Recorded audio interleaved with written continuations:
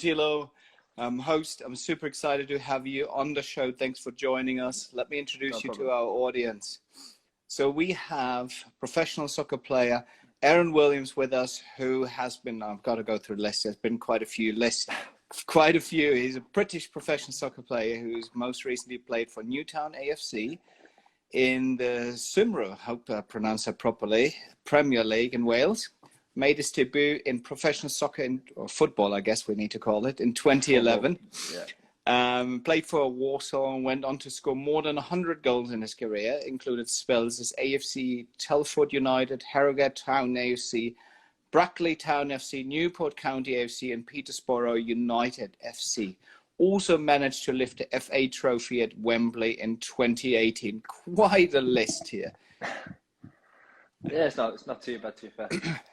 Certainly. So also want to make sure to mention your experience store that's set up on the SPRTER app. Anyone who wants to engage a little bit more with you and is interested in booking certain experiences, head over to the SPRTER app. He's got some awesome experiences set up. Let me dive into, how did you start playing football? How does it all come about, and why do you love it? Just as a normal kid, everyone just wants to play football and enjoy it, and I was just lucky enough to be fairly decent at it when I was at a younger age. And then my dad decided to start a Sunday league team, so just an amateur kids team, and then just built from there really. Got spotted at such a young age with Warsaw and progressed through the ranks there. And it's just one of the things, everybody wants to be a professional footballer, especially in the UK. Everybody, that's the dream for most young boys and girls, to be fair, just to be a professional footballer. And I was lucky enough just to be one of those. And yes, you say it, there are many people who want to be professional football, but very few actually get to that level. Obviously, you have a certain special skill. Now, at what point in your life when you grew up, at what point did you realize, you know what, I could actually make this, this could be my career. I could make money of this. I could go pro. It's never been about the money for myself, to be honest. It's never really been about the money. It's just I've just always wanted to be a footballer. And it's mainly dedication. I think that's what I'm not the best skillful player in the world. I'm not the quickest player in the world, but my dedication is next to none. Very dedicated if I want to diet properly, eat correctly, and I do. And I think that's one of the main reasons why I have been successful in what I've achieved. And I just think, I think when I was a bit younger, I just seemed to have a bit more developed than my fellow age group. I was a bit more built, and I think that gave me a little more an advantage. I stood out a little bit more than most. I think that's all it was, really. I think you just stand out more. I think I was always been vocal on the pitch, and my fitness levels were so high. So near the end of the game, I've still managed to keep my fitness levels up, and I think that's what made me stand out the most. And that's certainly really big impact when the scouts come around. It's like, hey, this kid can still run, and everyone else is bumping there.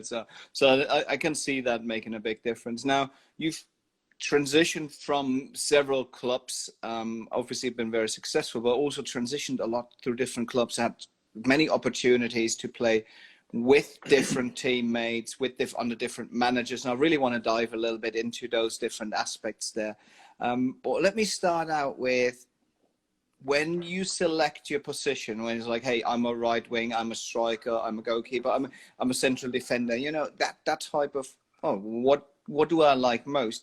Has there been time, and how did you make that decision? And have there been times when the manager said, you know what, actually you got to play a different position? Yeah, definitely. When I first started as a winger, a right midfielder, because my idol has always been David Beckham. So as growing up, I always wanted to be a right winger. And then as I gradually grew up, I was always good on the ball. So one of the managers on about 10, 11 transitioned me to be a centre midfielder. So it's mainly just getting on the ball, passing, playing, creating things. But I also got forward quite a lot. I managed to score quite a few goals. And it wasn't until I was about 14, 15, where another manager said to me, I think you should be a striker. Play up front. You seem to have a good eye for goal. You're a tall, strong lad. So I think you should make that step up. So I decided, okay, if that's what you want me to do, you're in charge basically. If that's where you want me to play, I'll play there. And I've just been lucky enough to always manage to get a goal or two. Every season, I've always managed to get into double figures for goals.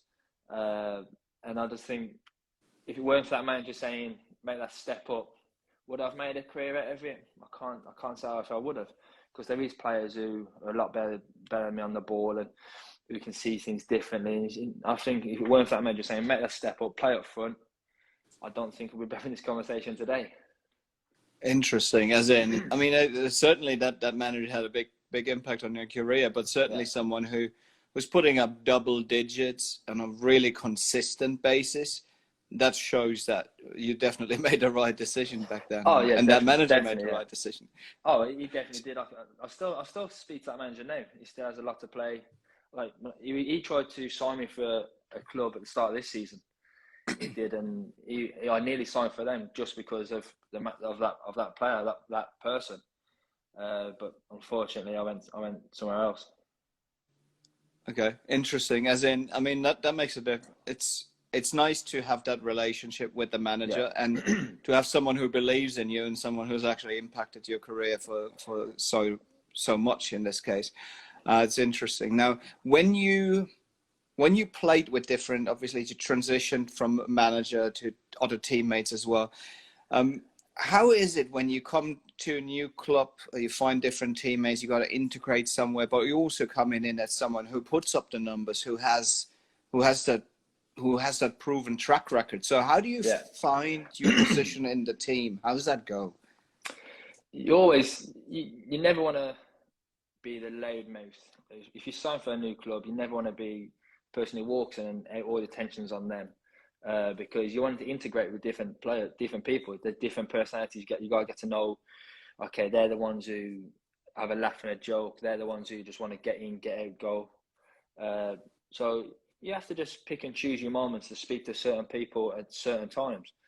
And I think that's where, when you're full-time as a professional, especially when I was a full-time as a professional, you spend every day with the same people. You spend more time with them than you do your family.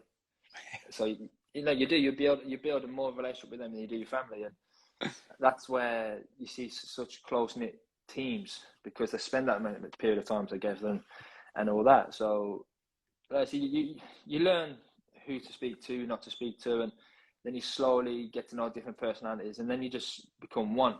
The team just becomes as one, because you all want to achieve the same thing.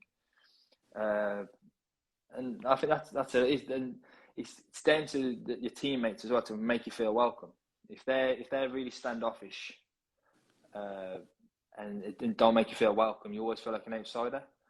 And I felt like that once or twice before. I felt like an outsider. Mm-hmm. And due to myself and due to them not making me feel welcome. So it's just one of the things where you just have to bite the bullet and just get on, because at the end of the day, it is a job. You can't not do your job because somebody doesn't like you. You just have to just get on with it, and like I said, you just want to go and achieve what most you can achieve. That's really interesting. We do have quite a few younger followers and in our audience. So when they join a team, that's certainly something that is really good advice, because when you say that you've had that time where, hey, you stepped into the locker room and it's like, oh crap, what did I do? Why did I sign with this team? And you mentioned that, hey, you've got to get on with it. It's a job, it's professional. But how do you go about that? How do you convince yourself, or how do you then try to overcome that initial, oh crap, I just screwed up here?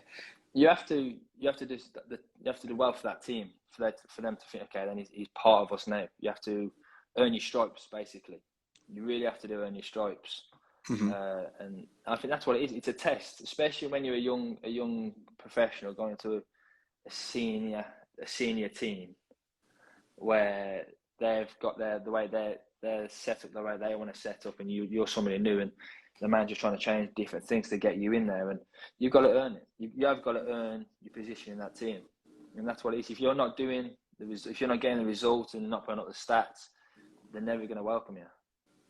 Yeah, and it's one of the things when I moved up from the under 19 to to the men. It's like, yep, you got to carry the ball, you got to carry the goals, and that's what you have to do as a young lad, because you're the one who wants someone's position, right? You want their playing time as well. So that makes a lot of sense. Now, when you played, obviously a long career, many goals, what is your favorite goal? Pass. I can't actually say. Okay. What my favourite goal is. I have scored a lot of goals, so I can't actually say which one's been the best, the most memorable. I'd say the one that's like the biggest cheer, I'd say, was when I was playing for a team called Brackley, and I scored in the playoff semi-final to get us to the final. And then the atmosphere around that was fantastic, and I think that's one of the ones where that always comes back to me, the same moment, and just relive it over and over again, because it was a big moment for myself and all that. So I think that's it's up there with one of my favourite goals. All right. Now we can narrow it down to one of my favourite goals. Yeah. Fair enough. It's one of the things where you have several children. It's like, which one do you like most? No, I like them all. No, that's awesome. Now we actually just had a comment here where one of the audience said that you're their hero. Now, speaking of heroes and role models, like, I know. He's a former teammate of mine as well. I know who that is. Perfect. It's great to have made such an impact on their life. Now, but in all honesty, when you think about footballers being heroes and role models, in terms of impacting kids and that life dedication, I think there is a lot to be said for sports and how footballers impact society. Now, when you grew up, and you mentioned David Beckham, obviously that's a pretty good role model to live by. What fascinated you, and did you emulate your playing style on someone? I think that's what you do as a kid. Everybody wants to be a Cristiano Ronaldo nowadays, a Lionel Messi, and just in that era, it was David Beckham. He was the best player at the time, and he was the reason why I wanted to play right mid. And every kid's the same. You go and buy the same boot as your favourite player, and that's what I did. I wore the same boot, I had the number 7 shirt, and I think that's part of being a kid and enjoying the game, because you just want to emulate what they're doing, and it's not a bad thing if they've had a good career because they've done this that way. It's not a bad way to follow. It really isn't. No, absolutely, and that's certainly something that, as you said, you're trying to emulate. You're trying to, like, oh, Beckham is tilting the foot a little bit in this way, and obviously whether those crosses or those free kicks, if you can emulate them, you're doing pretty well. Pretty well, yeah, definitely. Yeah, I enjoyed following him along as well. Now, favorite season, we just had that question coming in. Again, probably quite difficult because there are many different parts that go into a big season. But favorite season, favorite win. Favorite win's got to be the FA Trophy win at Wembley. Just to play at the National Stadium, and if not one of the most well-known stadiums in the world, where every top player's played at, past and present. So I think winning that game at Wembley is probably my favourite win, definitely. Okay. Can you talk about the celebrations afterwards? Oh, wow. Carnage. It's put in one word. It's absolute carnage. Like, well, I can't actually put it into words. The feelings and the atmosphere, and wow, what can you say? It's just, you're at Wembley and you've won in front of 42,000 people. God knows how many people watching on TV, and to win the way we won on penalties as well. And the lad who scored the final penalty, that was his last kick of his career. He was retiring after that game, and his last kick was to win the trophy at Wembley. And the atmosphere, just the atmosphere of the fans. I mean, Brackley's only a small little village town in Northampton, and we had over 16,000 Brackley fans there. And they had the team we were playing, I think they had about 25,000. But all you could hear was 16,000 fans just singing the top of their voice, cheering and all that. So the atmosphere there and the win there was next to none. And luckily, I don't drink, so I can remember the whole thing. So like some lads like to have a few beers after a game, and and they can't remember much of it. But no, I can remember everything. That lads dancing in the changing room, champagne in the changing room, getting sprayed everywhere, and people diving on top of each other, hugging and kissing. Like, there's not many times I've kissed a man, and I kissed a few of them that day during the celebrations. Fair enough, and I mean, you don't win the FA Cup too often, so I think that's the hall pass there. Oh, the FA, Now, I think the FA Trophy is a massive thing for non-league clubs, and to win that was fantastic. Yeah, that's and it's one of those iconic trophies that has gone back to the 18 something, I think. The FA Trophy is different to the FA Cup. The FA Trophy is more non-league based, so Bracket Town, Harrogate Town, and all that. Where the FA Cup's more the Manchester United. That's the difference. Yes, yeah. But I think it still goes back a long time. I'm not sure if maybe I'm mistaken. I need to brush up on that, but on my EPL and English pyramid scheme there. Yeah, but it is a bit it's still to understand. It's I mean, I'm German originally, so it's a pretty similar system over there, but similarly complicated. Put it this way. Very. So in that way. Now, when thinking about, I want to loop it back a little bit more into like our conversation around, again, role models. You emulate someone, but what a lot of footballers do, they engage with their communities. They want to give back. They want to help kids. They want to do something. What have you been? You've been involved with a lot of things in your career. What made not what have you been involved in, but what meant a lot to you? And I'm sure there's a lot of things, but why did you get involved with some things, and what was the meaning of those? Going back to my dad, when he started a football team for me.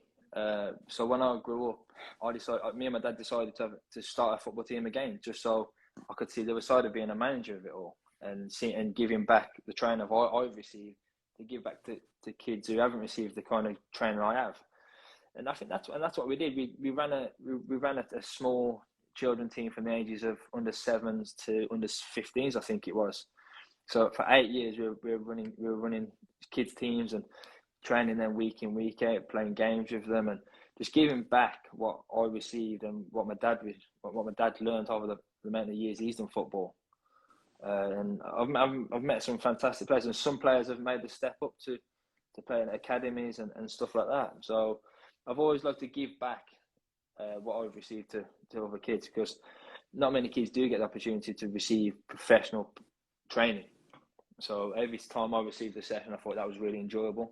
Also, to get less complicated, so kids can understand it better and make it fun for them. And that's what we did. And I did that for a good amount of years. And you did that together with your dad? You coached together with him as well? Yeah, I coached. He was a manager. I'm never gonna manage him. It is say or no way. He has a final say on a lot of things, and he's won a lot of things in his career as a manager, and as for children's football anyway.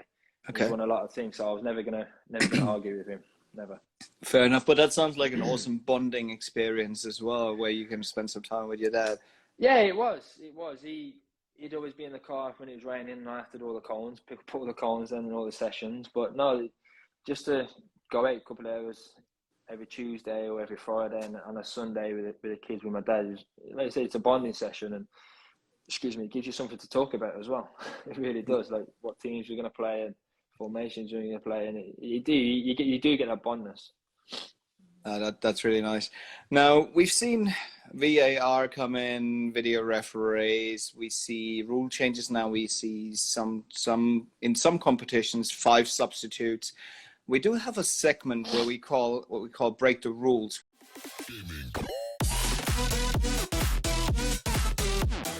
where we're looking for you to make a recommendation how one rule change would make football better. No offsides for strikers. No offsides for strikers. Every striker can make the run and never be offside. You see a lot more goals. You would see a lot more goals scored if the strikers only certain or 2 players who can't be offside.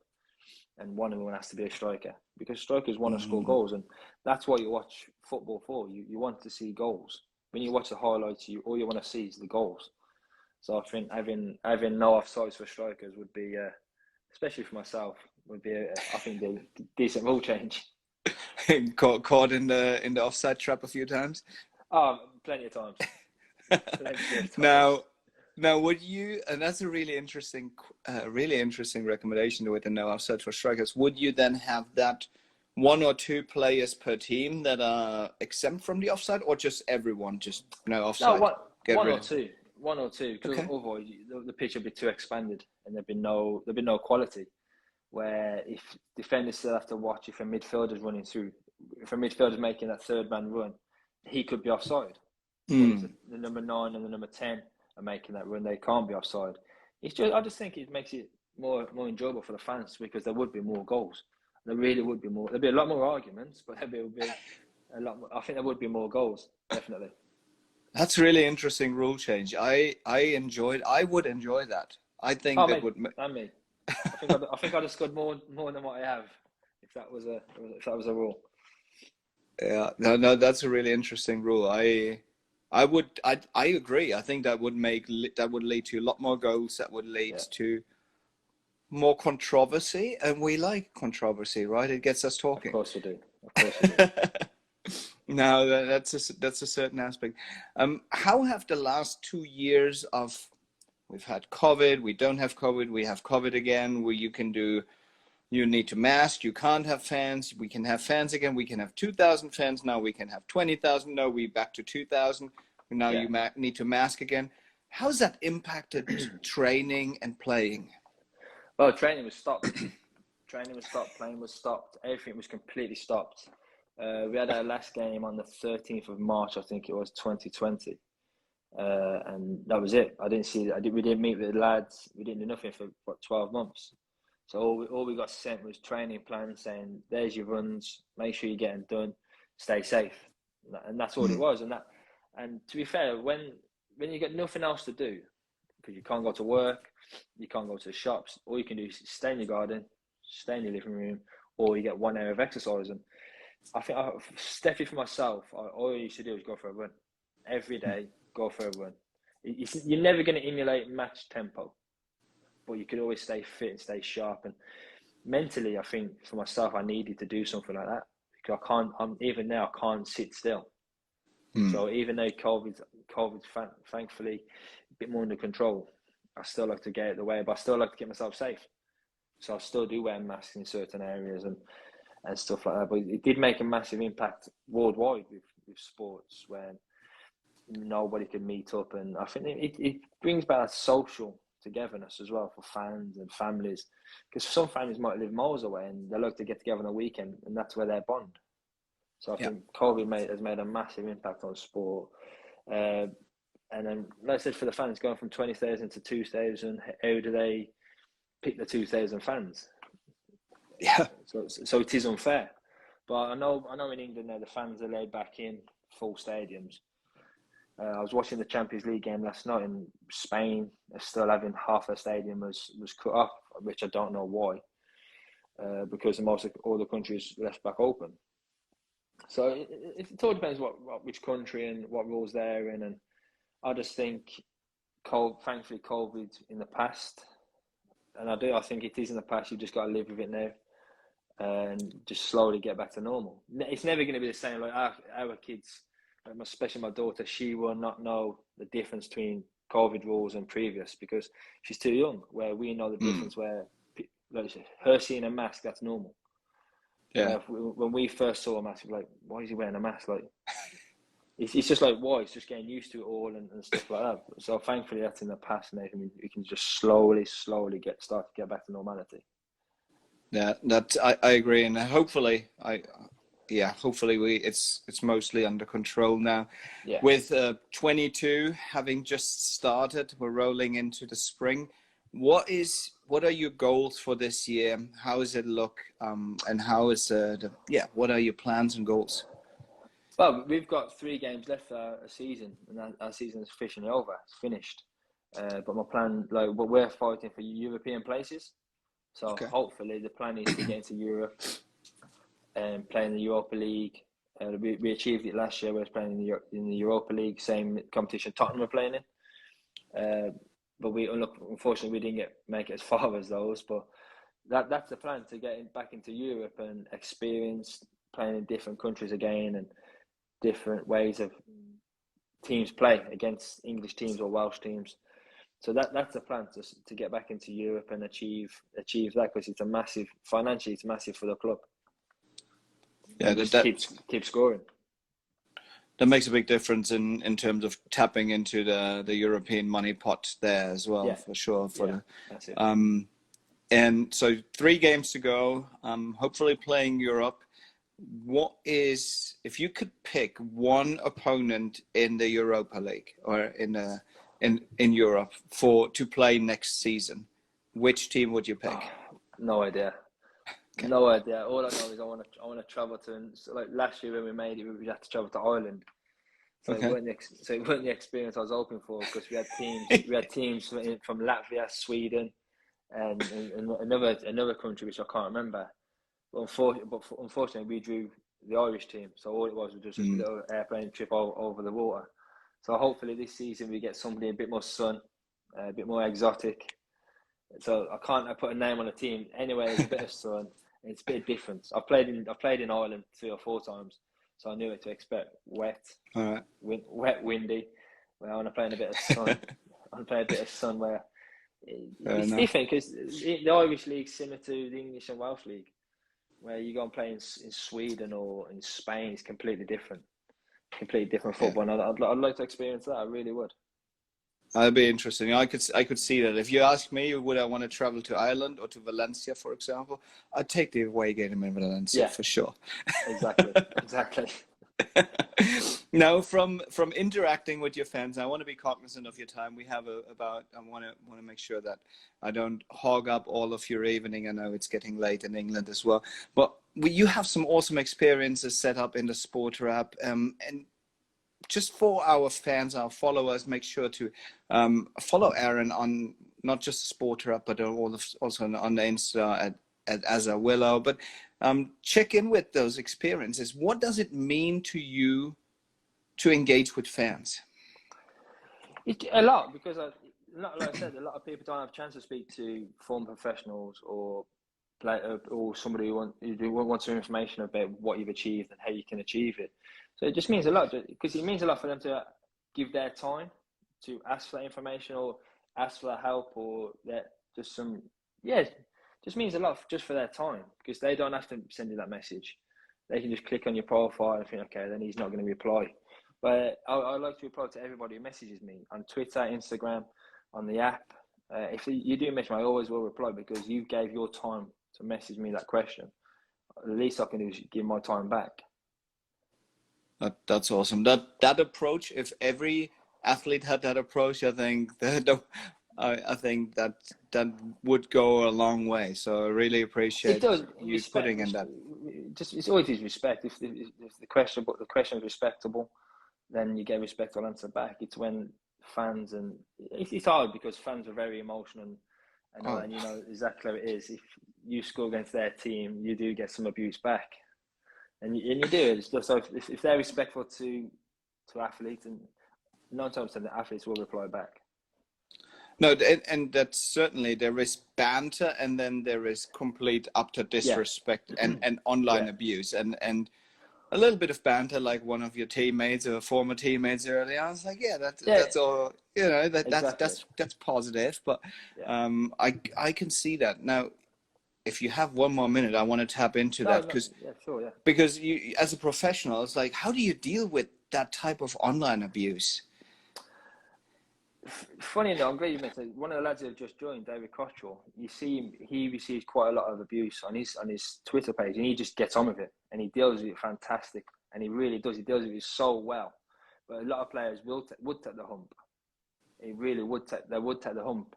And they would give the abuse back, but then the player always then gets in trouble for it. Or all he's doing is defending himself.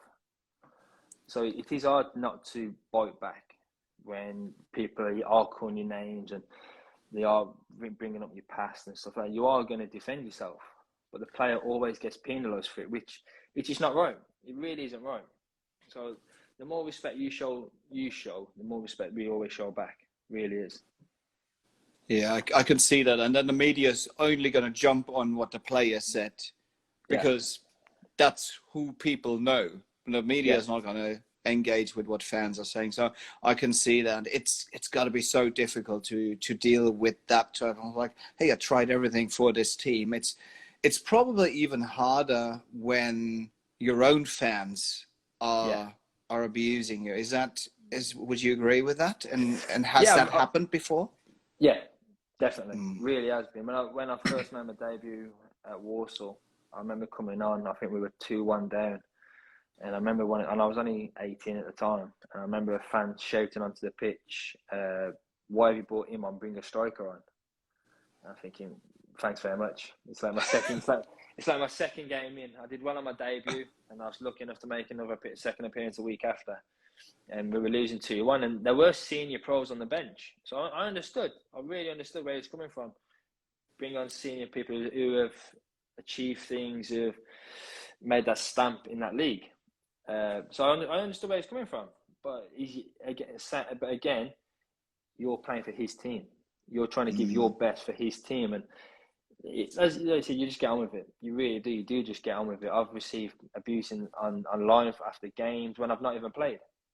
I've received abuse, but I've also received a lot of heartwarming messages, especially at certain clubs where I've been frozen out, and the fans have still been behind me. The fans have still been chanting. The fans are still coming up to you after the game and asking for your well-being, and if you're fit, if you're healthy. And that also means a lot. It really does. That means a lot to players when you're not playing, but fans still remember. Fans still remember that you are there, and you do want to do well for their team, and you do go training day in, day out to help the team, and that's what it is. And it goes a long way. It really does go a long way. I can see that, as in that support being really positive, but then I can also see I guess when I can say I can see it, I can see it. I can't experience it. Yeah, of course. So. In some players, like, lucky enough, I've always been thick-skinned, and like with a family like mine who take the mickey a lot, and they do give you that banter every day. It gave me that thick skin, stepping up into the man's world where you are going to receive abuse for making a misplaced pass or missing a shot, when you are going to receive it constantly on 24/7. And like I said, I was lucky enough to have the family support behind me and just to give me that support I needed at that moment in time. But some players fold, and that's where they start getting into themselves, and they don't start they don't start leaving their mark on the game, and that's where the fans get onto the back even more and more and more.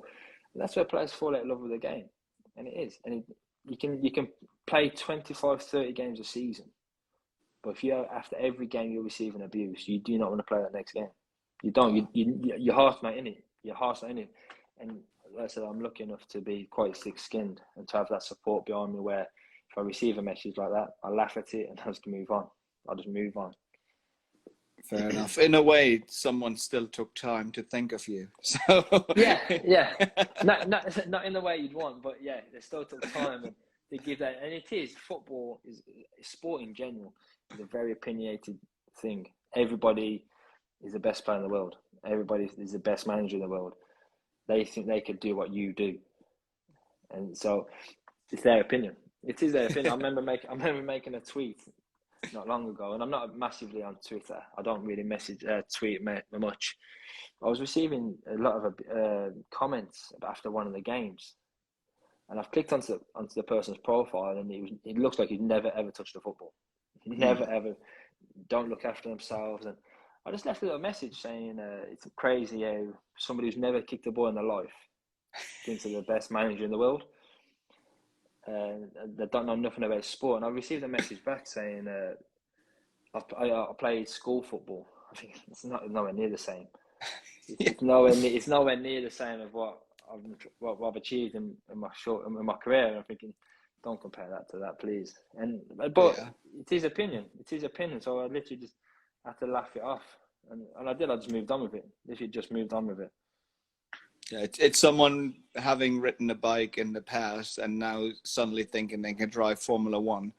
It's Yeah, like, yeah. Think you can ride Tour de France. how? That's exactly But what it is. I get it. When the World Cup comes around, I'm the best manager in the country too. So I do understand that a little bit. But And it is just opinions. It really is just opinions. If the absolutely, manager doesn't like it, it's his opinion. A new manager yeah. comes in, he might like it because he got a different opinion on what he sees. And that's what it is. Sport's a very opinionated thing.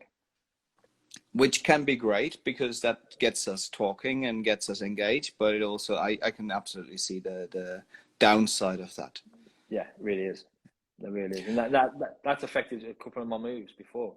Opinions of managers, and I've had to move on because their opinion wasn't. My performances wasn't with their opinion, and I moved on from it. Mm. It's sad when you're part of a team, you really enjoy the teammates, you really haven't enjoying actually living in a specific place, but then you're like, hey, this one manager, and sometimes you know that, hey, this manager is probably not going to be around in 4 months. Yeah.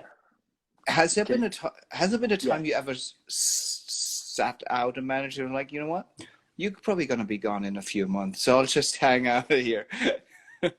The manager will always last longer than, especially in League One and League Two. There's not really much turnaround on managers. I was at a club where a new manager came in, and I knew straight away, that's me done at that club.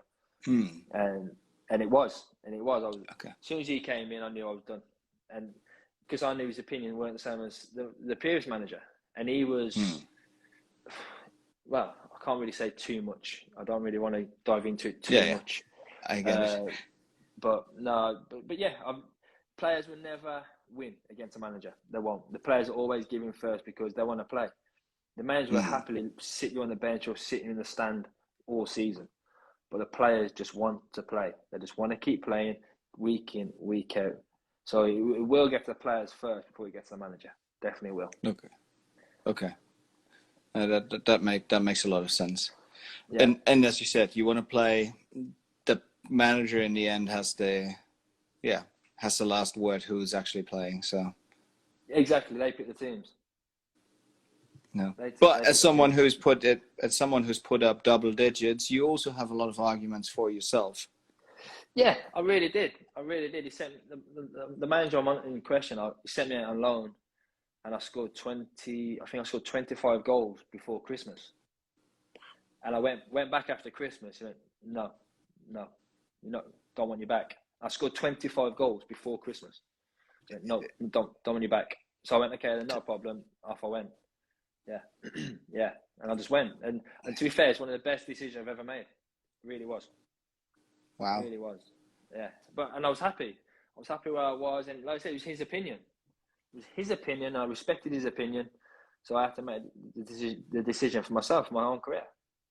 And I said I moved on, and like I said, it was one of the best decisions I made. Wow, that's incredible to hear that. You know what? Like that's very mature of you. I'd probably still be mad. at the time, it was frustrating. I think I've worked so hard to get his approval, and if it's still not to be good enough, I was like, okay, then fair enough. Off I go. That's your opinion. I'm going. Thank you very much. Thank you for your time. Thank you for your help. Everything you've showed me. Good luck in the future. And I went. And like I said, it was one of the best decisions I've ever made. Well, I mean, with that attitude, it makes sense that it leads to something good. But I do really respect your attitude there. There's no point kicking and screaming about it because, like I said, the manager's always going to win. Always. Fair enough. You kick and scream about it, and you're still going to be sitting in the stand. You're still not playing. So you have to do it. You really do have to do it. That's very fair. Now, with that, as I said, I want to be cognizant. I could talk for hours. This is so interesting. Got time. Honestly, I've got time. I've got as much time as you need. No, I mean this is really awesome to like all of the insights that you're providing here. I think that particularly when we have a younger crowd, they can really learn a lot from that. When like giving back, mentoring. In terms of mentoring, have there been people who took you under their wing in a way when you were up and When I was coming, younger. and when you were younger, and how did that happen? How did you go about it? And how are you now doing? It's like, you know what, boy, I'm going to make you one of my projects. You're going to be awesome down the road. How do you make those decisions? When you're in the full-time game and you're in there every day, and you like to say, you spend more time with them. You do spend more time with them and your family. You build a relationship. You just seem to have like a little click. Strikers might be with strikers, defenders might be with defenders, keepers are always with keepers. The keepers are the weirdos of football. They really are the weirdos of football. But no, you just build a relationship, and especially when there's a senior, like when I was 18 at Walsall, I think you had Johnny Mack in front of me, Troy Deeney was a couple of years older than me. But you get to know them, and you just watch what they do, and they see you watching, and they do, even after training session, you might do a shooting session, and they join in, and they give you their opinion, they give you their advice, and you do. So you always do get that little arm around your shoulder, and I've always liked to thought I'll give that back, especially when you're 2, 3, 4 years into the pro game, and you see kids starting their career at 17, 18, and they're new to it all. You just think, well, that was me 4 or 5 years ago, 10 years ago. Yeah. So I know exactly what they're going through. So you just say, look, take your time, get into it. Do the simplest thing. You do the simple things right, you build your confidence, then you go and express yourself. And that's what. And if kids do come up to me, especially when I was at Warsaw, or if anything like Newport, Peterborough, a youngster's come up to me and says, "Can you give advice on this?" I've given him time. Say, yeah, this is what I'd do, and that's what I'd do. And I think that's.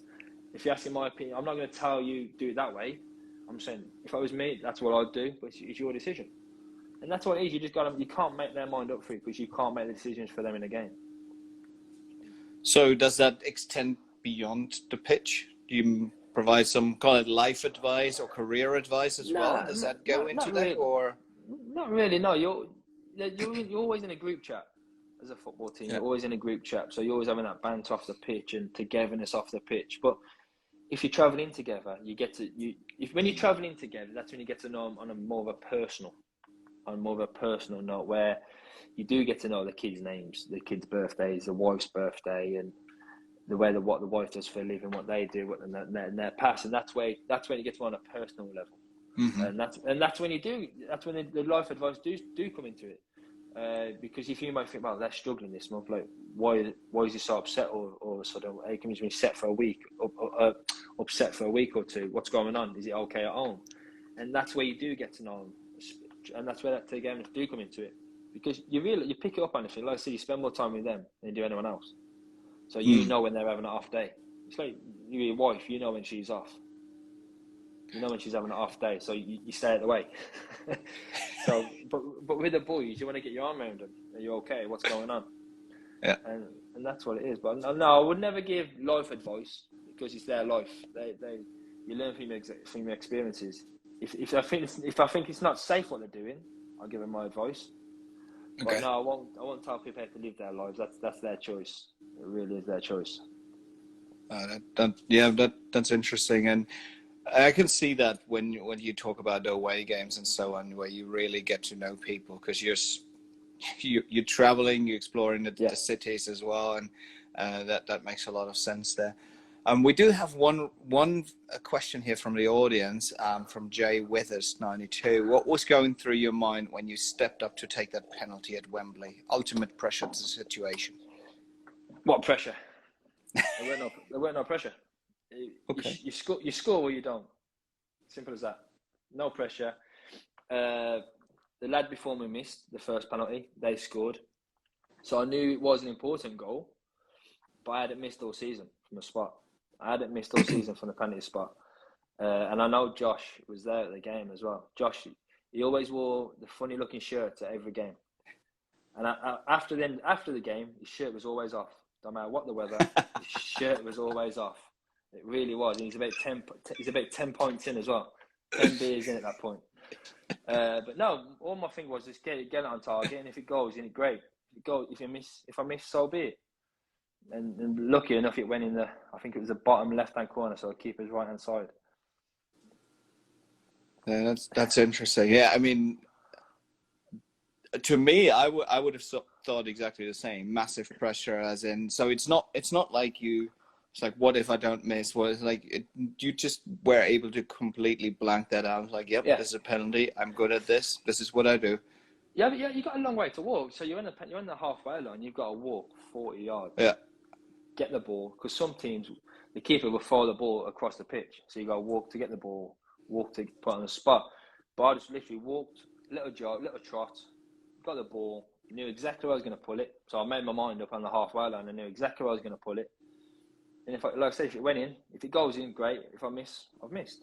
But I've trained every day for years, penalties. All it is, it's just a free shot on target. It's just a free shot on target, and that's all it is. Fair enough. I mean, yeah, you're right. It's somewhat free. There's still good keepers around that are absolutely the keeper, stopping. The keeper had a great game, but the keeper was literally diving left, right, left, right, left, right. That's what he did. That's what he was doing. And I was the second penalty taker, and he dived to his right first time. So I'm thinking, okay, is he going? 9 times out of 10, he will dive to his left second time. And the keeper did go a tad second before me, so he made my mind up for me. But I was always going to pull it bottom left hand corner, always. And I mean, that's good when it comes together in that way. It was like, oh, I was going to put it to the left, and now he's actually also going to the left. Now we don't want that. But it's such a skill.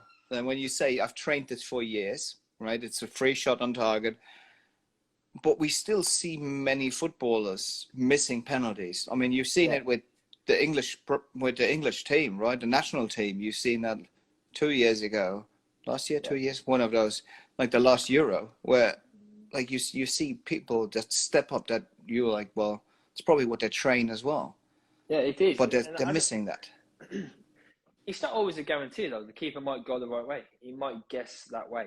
And if the keeper guesses that way, you've just got to make sure you put as much pounding behind it, as much accuracy behind it, and get in the bottom corner or top corner. If it's anywhere the keeper's got a chance to get it, the keeper's favourable. It really is. But no, it's not a guarantee. Penalty has never been a guarantee. And like you said, you say you're German, so you know German. Yeah. Germans are pretty good at their penalties, so I can't really compare. Yeah, very decent. So I can't. So like the English lads, they do take penalties after, especially the strikers. They do take penalties after training, and I've always done that, because the English ain't the best records on penalties, are we? To be fair, but it's honestly, I mean, Germans have a reputation of being a good penalty taker, but I think the stats don't look as good as the reputation does. You've beat England a few times, so the stats are very good. I think it's mostly compared against England, but against other nations, they're not doing so well. No. So, yeah, it's interesting, but as you said, it's like when the keeper goes into the right corner, it comes down to have you taken it hard enough and precise enough. Yeah. So I don't agree with the little dinks, the little chips and stuff like that. I don't agree with it. If a fan's paid £35-40 to go and see you dink a penalty and you miss, and then 6 games down the line, you've lost the league, or you've come a point behind or a goal behind. Yeah. That's what they're going to think of. You being Mr. Cocky, dinking that penalty, and all the keepers done is catched it and booted it down the pitch. You're never going to leave that moment down. Like the Zidane penalty, I think it was a 2010 World Cup, where he's dinked and he's come off the crossbar. What a fantastic penalty. But then he goes and headbutts the player. So nobody remembers the penalty. Everybody just remembers the headbutt, and that's what lost him the World Cup. Yep. No, that's true. So you always remember the negatives, always. No, I could see that. Now, while we're at penalties, though, in the US they had this run up at one point when they had in MLS where instead of penalties, so instead of a game tying, if it was still tied, they would have 5 run-ups from halfway, centre mid, from the centre line, and you could do a one-on-one against the goalie. Yeah.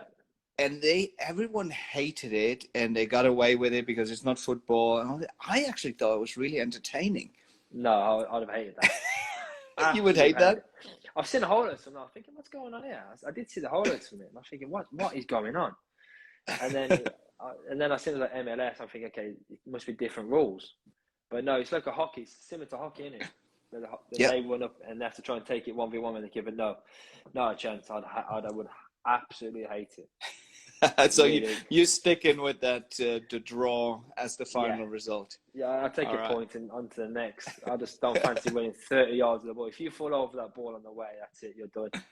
Exactly. Really. That's why I like it so much.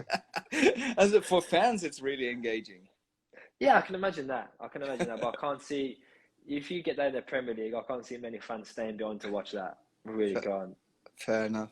I'd love to test that out, but I take your professional perspective.